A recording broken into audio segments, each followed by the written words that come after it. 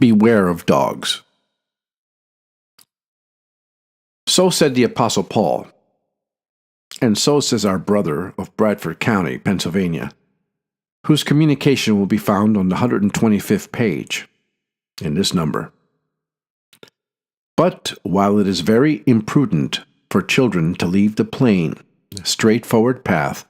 to meddle with the ears of such surly curs as may be at strife among themselves,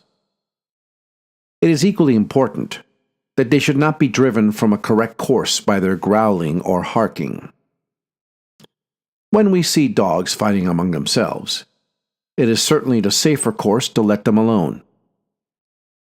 But if we see a large number of them joining together to kill sheep, a trick which they have sometimes been guilty of, or when we find them in mischief which threatens to jeopardize the lives or property of ourselves or neighbors, it may be necessary to turn somewhat aside from the strict rules of neutrality, even at the imminent hazard of being thought officious, or ridiculed as being in an awkward plight. It may, perhaps, be difficult always to know exactly when and where and how to meddle with strife, without disregarding the apostle's admonition or the instruction of the proverb. The wise man, however, has drawn the line thus, quote, strife belonging not to him. There is certainly a great deal of strife and contention at times among the potsherds of the earth, which does not immediately concern the children of God and therefore does not belong to them. Such examples might be given as when J.M. Peck and W.C. Buck quarrel through their respective papers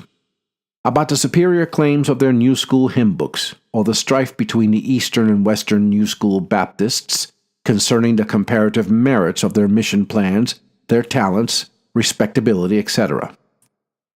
In all these matters, it would be downright folly for the Old School Baptists to interfere, for their strife in no manner concerns or belongs to us.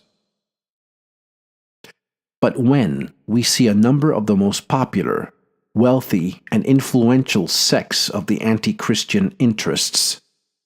leading together for the express purpose of destroying the civil, social, and religious liberties of our country,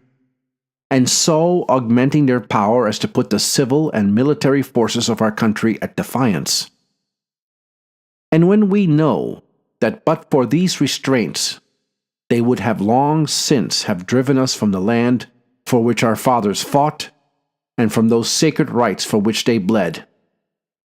may we not expose their anti-Christian spirit without justly incurring the censure of meddling with strife not belonging to us?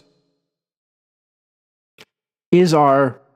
Bradford County brother weak and blundering enough to suppose that when the Allied powers, which have united together, and called to their aid the mob, who have already lit up the fires of persecution in our land of boasted civil and religious liberty, shall have exterminated the Catholics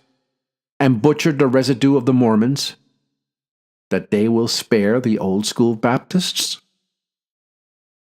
Whether he entertains any such thoughts or not, he must excuse us so far yielding to the strong convictions of our judgment, as to raise the note of warning,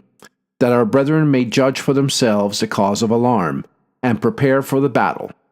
that they may stand, quote, every man with his sword upon his thigh because of fear in the night, unquote. Although the dogs with which we have to do may, when the balance of numbers and of power has been against them, have displayed the qualities of the fawning or of the sleepy dogs, let the balance of power preponderate in their favor,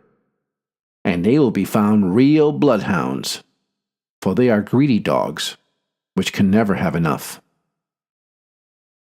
Dogs which are in the habit of killing sheep are the most cunning dogs in the world. They will congregate together in the night when their masters are asleep, and when they have finished their depredations, they will wash off every trace of blood and be back to their places long before the day dawns, and put on the airs of the most harmless innocence. You must catch them in the very act, or you would be tempted to believe it impossible they were guilty. Gilbert Beebe, New Vernon, New York, August 15th, 1844.